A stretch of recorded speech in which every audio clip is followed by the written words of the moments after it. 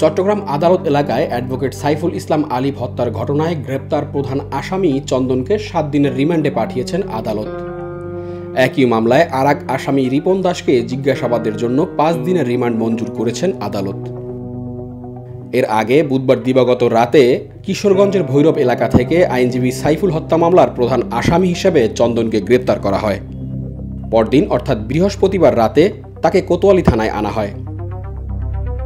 একই মামলায় আরেক আসামি রিপন দাসকে বৃহস্পতিবার সন্ধ্যায় চট্টগ্রাম আনোয়ারা উপজেলা এলাকা থেকে গ্রেপ্তার করা হয়।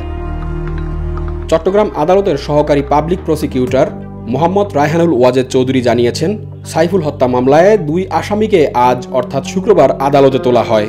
এ সময় তাদের প্রত্যেককে জিজ্ঞাসাবাদের জন্য 10 দিনের রিমান্ড আবেদন করে তদন্ত কর্মকর্তারা। চট্টগ্রাম জেলা আইনজীবী সমিতির সভাপতি মোহাম্মদ নাজিম উদ্দিনের নেতৃত্বে অর্ধশতাধিক আইনজীবী শুনানিতে অংশগ্রহণ করেন। শুনানি শেষে প্রধান আসামি চন্দনকে 7 দিনের এবং আরেক আসামি রিপনকে 5 দিনের রিমান্ডে পাঠানো হয়।